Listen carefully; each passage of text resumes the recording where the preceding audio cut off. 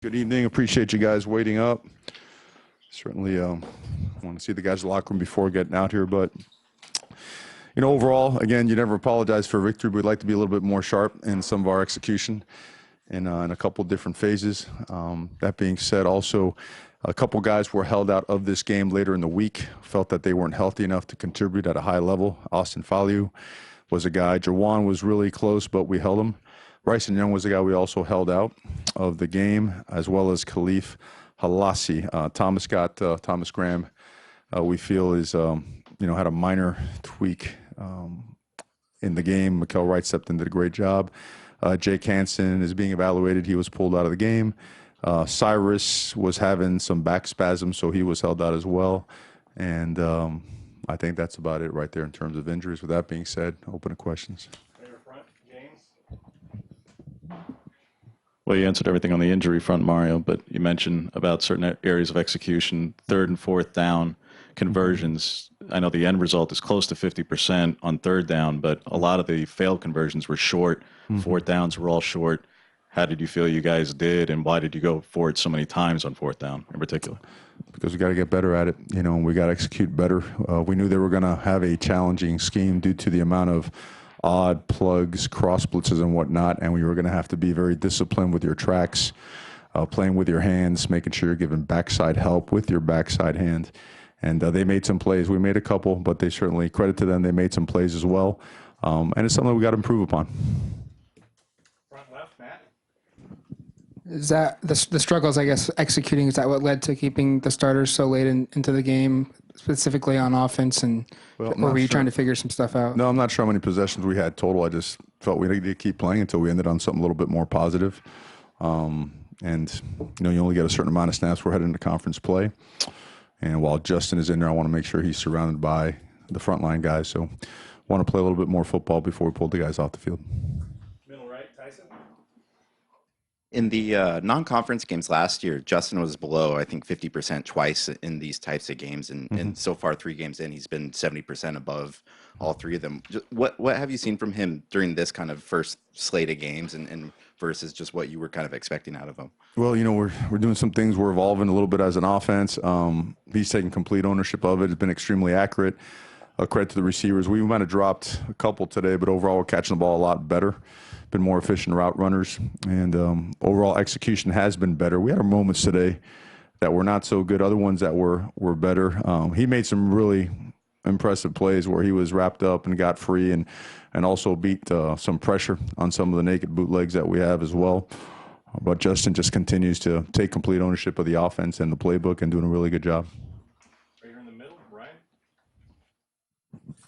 Mario, I think you guys allowed 3 field goals during this little homestand, and the defense scored a touchdown. Entering conference play, do you feel better about this unit than you did last year, and what's been the main areas of improvement you've seen?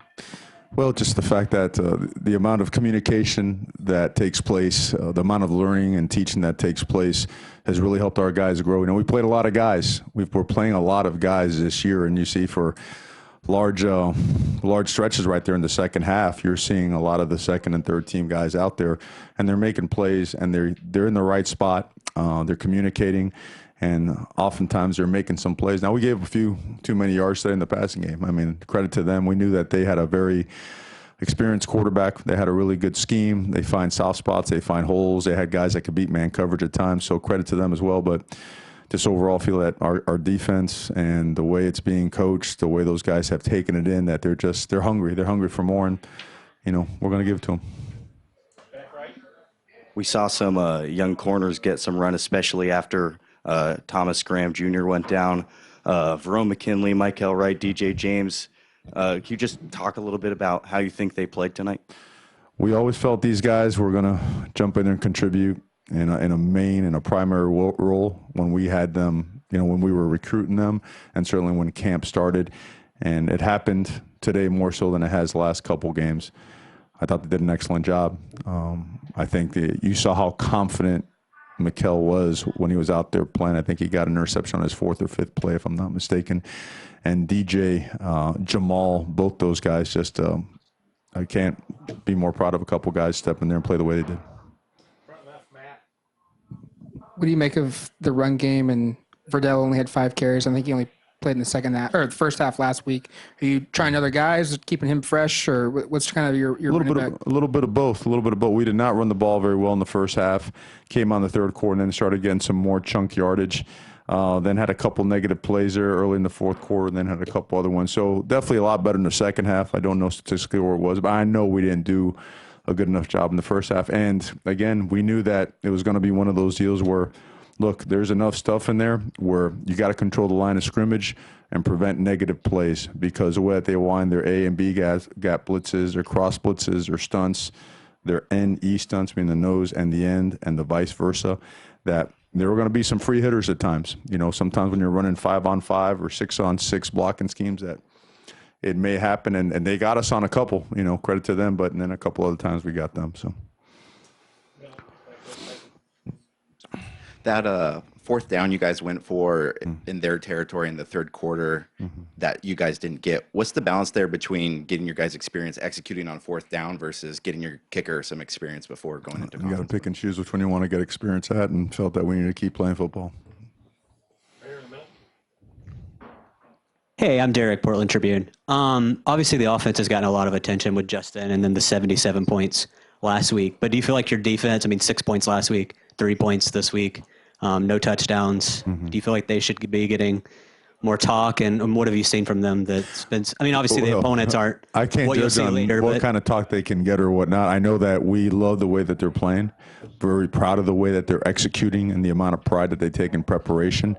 They certainly deserve any positive credit they get. I think they're more in tune and more, I would say, motivated by just getting better. You know, certainly I'm sure they take the attention if they got it. I totally agree with you. But again, they're just focused on getting better, and they've done a great job so far, and you know, the best is yet to come. We feel that way. Follow on CJ, Mario.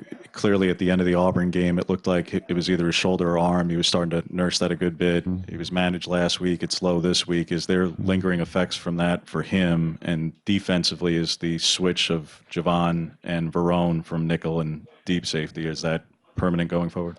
Well, first with CJ's healthy. I think even though he suffered maybe a stinger or something of that nature against Auburn, we haven't seen any effects in practice. He's a good runner. You know, he runs really hard. But you know what? The other guys they've run hard too. They deserve some opportunities, and I think they made the most of them tonight. So feel good about where the backs are. You know, the only one that was dinged up was Cyrus, and he was just having legitimate back spasms. But you know, your other question, I know you had to. I don't think we can make it permanent. I mean, the way those guys have played, there's versatility there. A lot will depend upon who we're playing, how we match up. We got to continue to just find ways where we can put our best against other people's best. So you'll see that thing go back and forth week to week.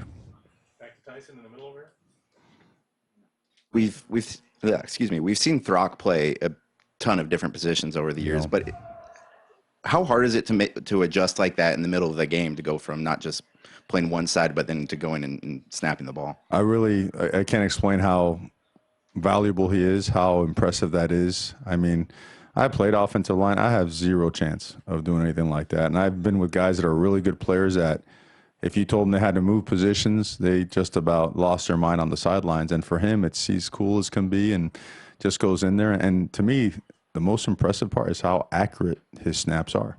I mean, we don't break stride. The guy goes right to it, makes every single line call, flips protections as we need them, finds advantage runs for us. I mean, no, he is as good as I've ever been around. Back right.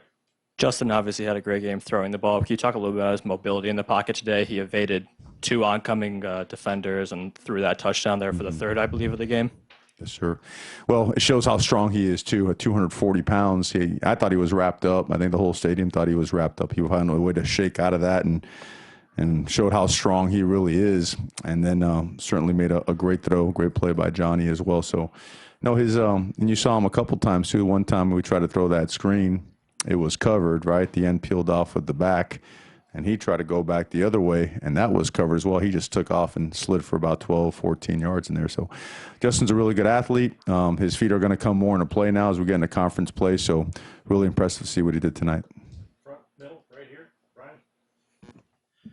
Where would you guys be without Jacob Breland and Johnny Johnson, given all the injuries? And did you sense during camp that they were ready for, to have bounce back seasons?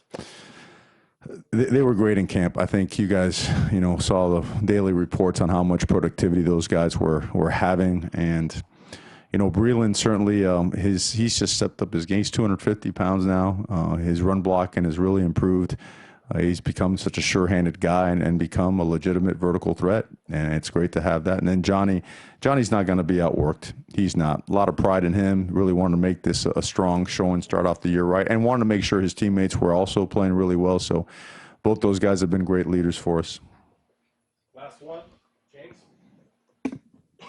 First down play calling, Mario. Is this a little bit of a return to that identity of one? It was keeping you on schedule both in the pass and run game, but more runs than passes, in particular while it was competitive. Is this a little bit of a return to that run-first mentality? Well, remember, some of those plays that are called, they are RPOs. So you saw Montana probably played more man coverage, right, than they've typically played over the past couple of years.